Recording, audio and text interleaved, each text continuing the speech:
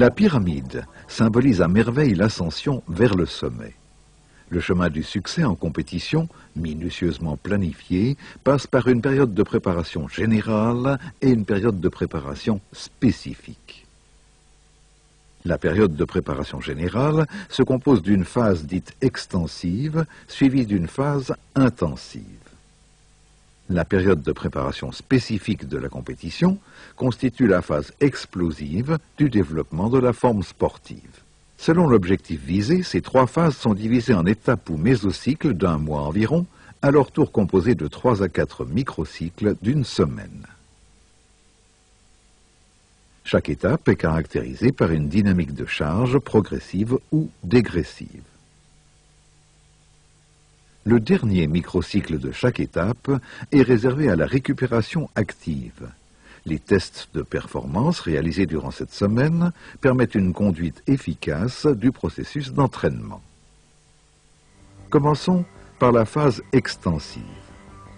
L'entraînement de la technique consiste en premier lieu à acquérir une structure stable, sorte d'invariante du programme gestuel de base. La parfaite maîtrise du corps s'exprime à travers la faculté de différenciation dans le respect des lois de l'équilibre et de la fluidité du mouvement, et cela même sur une surface d'appui étroite.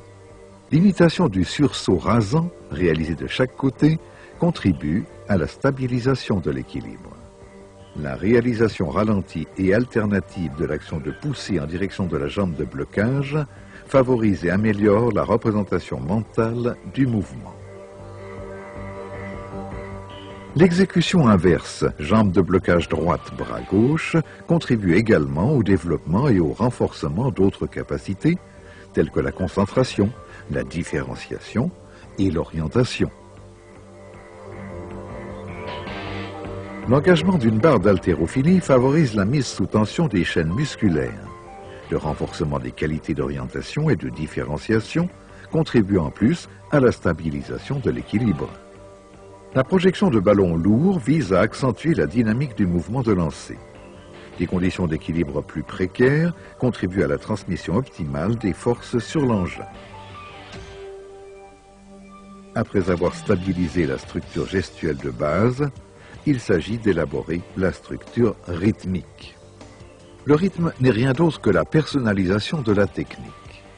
Le même rythme peut s'exprimer dans des conditions spatio-temporelles différentes. Structure stable et forme flexible, telle est la devise d'une bonne variation sur un thème donné. La maîtrise répétée du déséquilibre lié à la précision de lancer sur un objectif placé sur la paroi est en réalité le signe de l'excellence technique.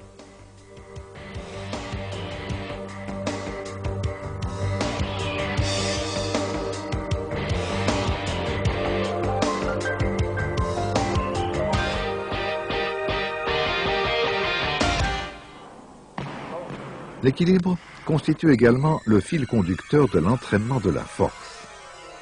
Renforcer les agonistes et les antagonistes.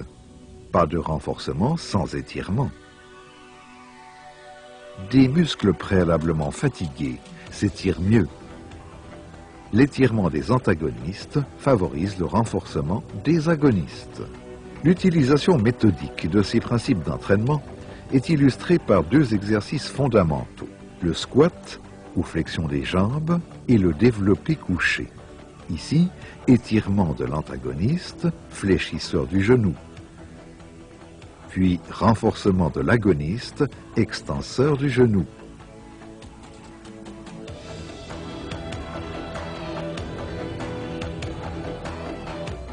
Des exercices complémentaires ayant pour but une pré- ou post-fatigue renforcent efficacement l'action de l'exercice principal.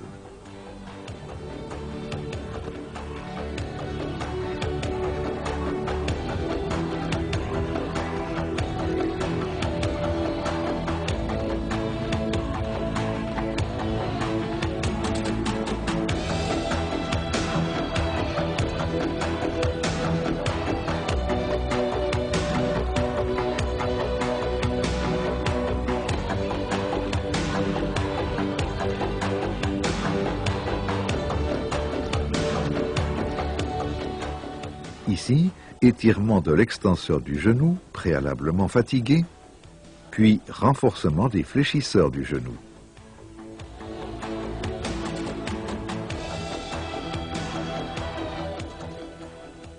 Retour à l'exercice initial au début d'une nouvelle série.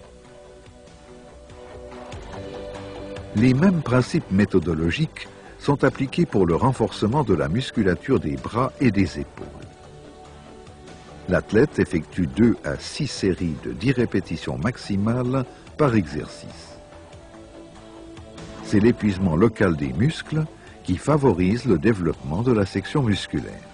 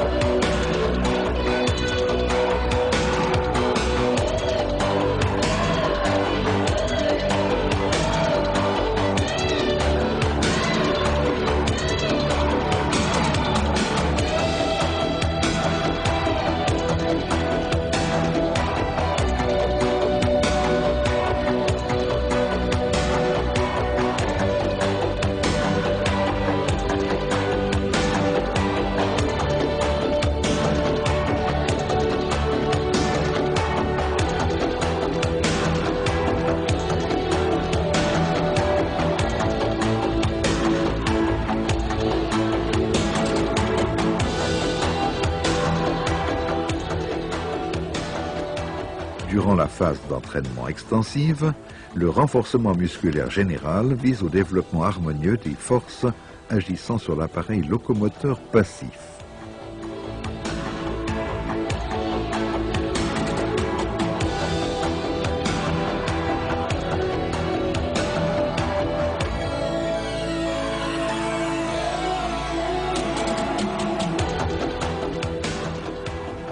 Parallèlement à ces exercices de base, d'autres fonctions musculaires peuvent être judicieusement entraînées.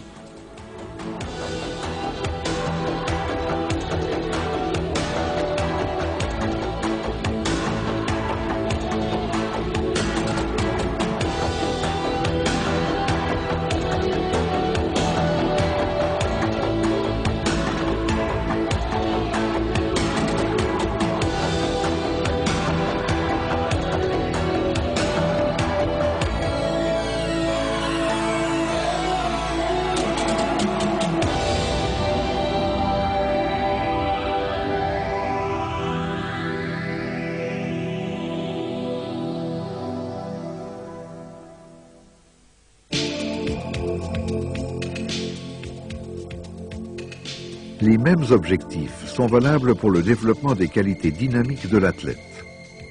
Au moyen de sauts variés, il s'efforce d'améliorer la coordination gestuelle, où le rythme et l'équilibre dynamique constituent des arguments incontournables.